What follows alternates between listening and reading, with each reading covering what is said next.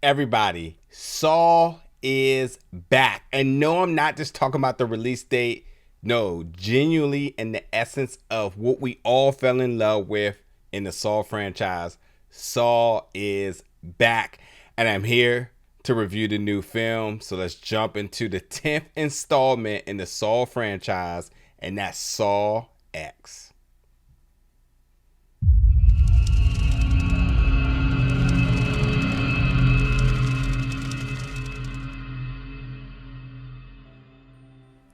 What's up, everybody, and welcome back to the channel today for another review. And today we're going to be reviewing the new film Saw X, which is available right now in theaters. So Saw X, Saw 10, the 10th installment in the Saw franchise. And I am here to confidently say that Saw is back. Yes, you knew that feeling when you watched Saw 1 and you knew you needed Saw 2.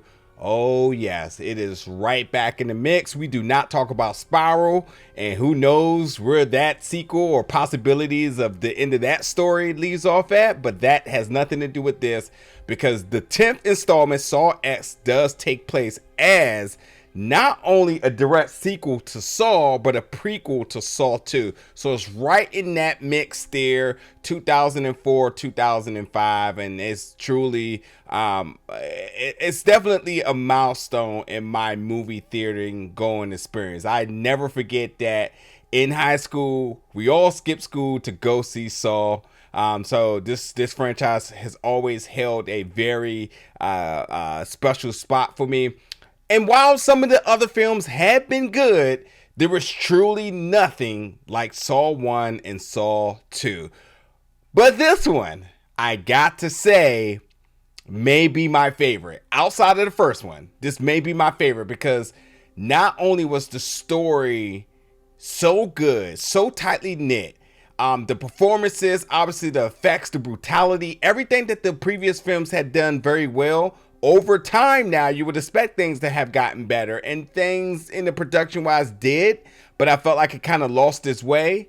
But this goes back to what it did best, not reinventing the wheel, but just letting the production, the acting, and the story progress in a way that we all can be proud of. So without a doubt, this is one you want to see. And if you had an option between Saw X and the Paw Patrol movie, it should be a no-brainer. You want to see Saw X. Maybe you want to see both of them together. Maybe you want to see Paw X. I think that's the new Barbie and Oppenheimer thing going on here. I think it's called Paw X. But whatever it may be, truly, go see this film. It's really, really good. Now, let's talk about this, because with this going back to the roots here, we go back to John Kramer, who is still terminally ill. You know, he has cancer.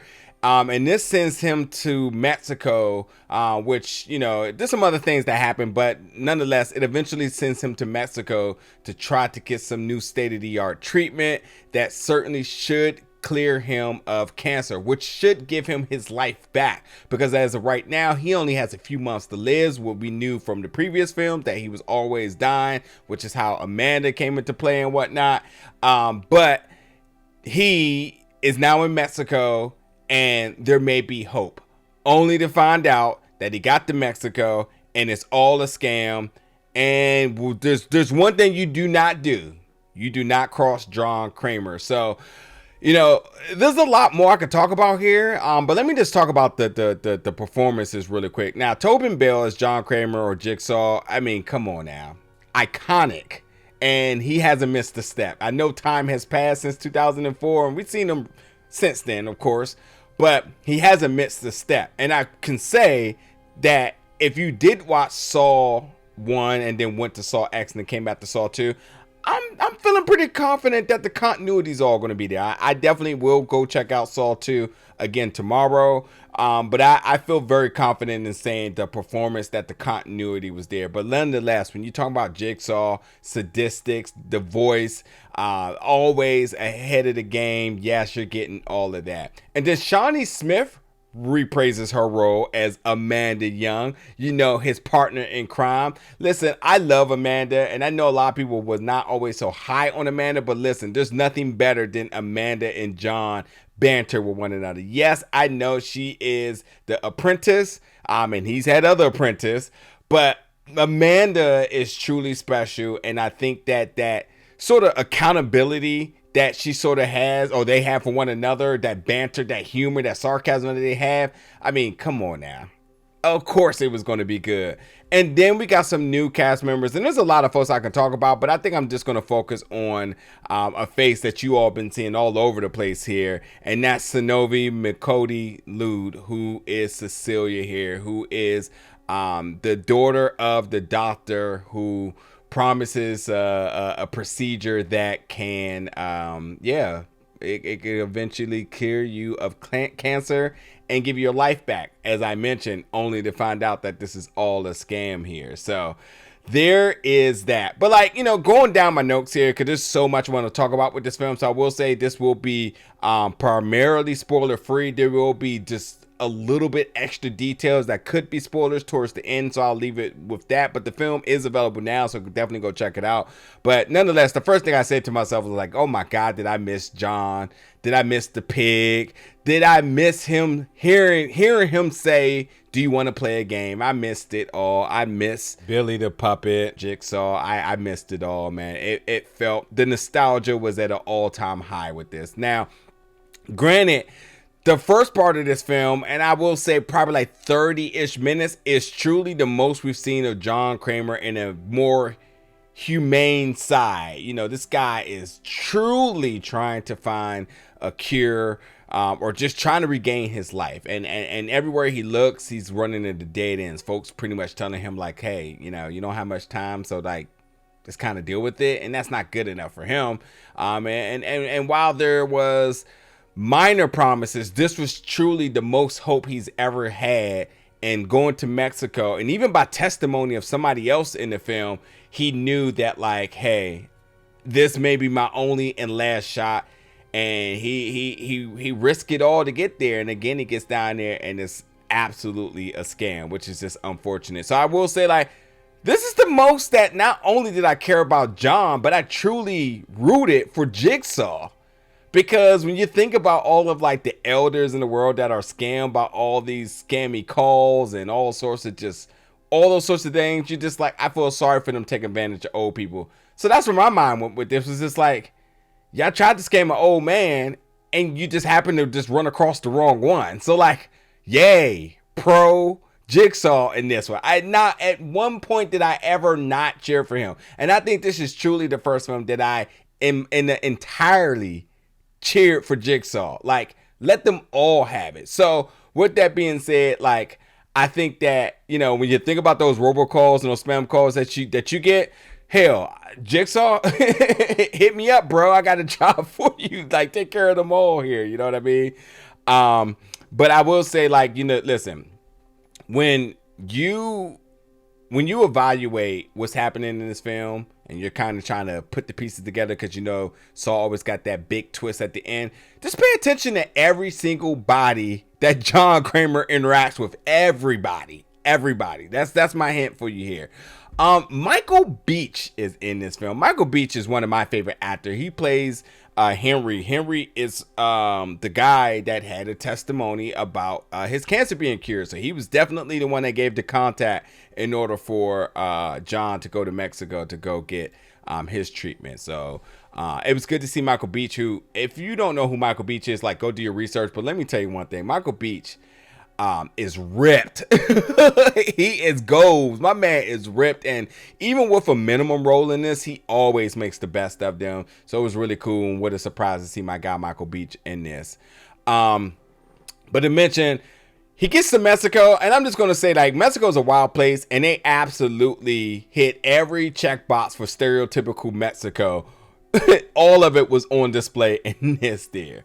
But just kind of talking about John a little bit, he meets somebody, Gabriella, and when Gabriella is somebody he like was keen to very early, and once he had his procedure and Gabriella didn't come visit him, that sort of sent his antennas up, and knowing that something was wrong, and ultimately it was a scam, it was all fraud, and he was going to do what he does best, vengeance. Vengeance is sweet. Also, the set location, the place where John has his procedure, you absolutely look at it and identify this as pretty much a stumping ground for Jigsaw to do what he's going to do. So by all means, I'm thinking to myself like, yeah, we're going to revisit this very, very, very, very soon. So when you see the surgery place, it's definitely home for John Kramer. It's his aesthetic to the T, which I just was just like funny. I also thought was funny when the doctor was asking John about what his occupation was, and he was like, oh, you know, I'm somebody who helps people overcome their inner obstacles, you know, something like a life coach or whatnot. Hilarious. So like with all of the brutality that you expect with Saw, the twists and turns, the horror, it has its humor, and by all means, humor every single chance they could like slide something in, which I thought was great, because when the brutality, the gore, and all of that stuff kicks in, you really do kind of need like some pacing, because they go hard. We know that, and so they go hard. They give you a moment to breathe. They throw some humor in there. They throw some drama, some of the thrilling aspects of the film, and then they go back to the roots of what Saw is. So like the pacing, I thought was done very well. Is very well too. But listen, as I mentioned, folks, you do not at all cross John Kramer. So to see OG John Kramer come back, especially when the moment he realizes he's been double crossed, that's when things get into gear. So I say roughly about like the 40, 45, 50 minute mark is when the film gets into everything you expect with Saw.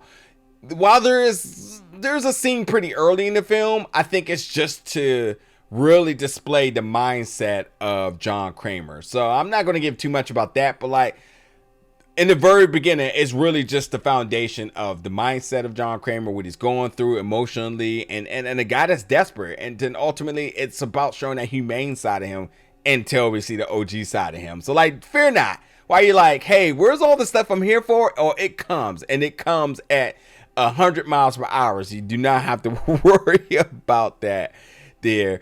I think that the moment you hear you want to play a game, it just gives you chills. If you love this franchise, the moment you hear it, it gives you chill. When you see the tape recorder, you already know what time it is and whatnot. So I'm gonna talk about the ending in a second, but there's a couple other things I really want to talk about. Again, I talked about John and Amanda's banner and sarcasm. I loved it. John still is preaching the redemption story, so everybody has a chance for redemption. And with everything that's happening, we talked about like the scam. So like there's tons of folks who terminally ill, who in John's definition of what the crime was here, you took away the last thing everybody had, and that was hope. And yes, these folks scammed about 34 people over 8 years, was total to about $8 million. So like it was harsh. So like by no means do you feel sorry for these folks that John gives them an opportunity for redemption, because he doesn't kill people. He just puts you in the game and you got to figure out what you're going to do and whatnot. But like I said, like, yes, it's very gory, it's brutal. Saw is truly back. You get the jump scares, you get the sound of flesh, all those noises, people screaming. The sound mixing is fantastic. I did see it in Adobe Theater. I would suggest if you can see so as well.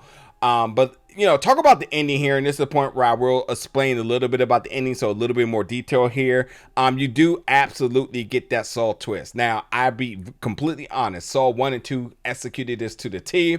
The third one was kind of like, this is kind of like our MO, and they just do something at the end, even though like the breadcrumbs wasn't there the entire time. By all means, just remember, John is always going to be the smartest person in the room. All the breadcrumbs are all there. So when you get the theme at the end, which you love the Saw theme, when you get all of the connecting montage moments at the end, it really does seal this film tightly knit. And it's what you love about Saw, and they did it flawlessly. So, you can always count on Jigsaw to have an ace up his sleeve here.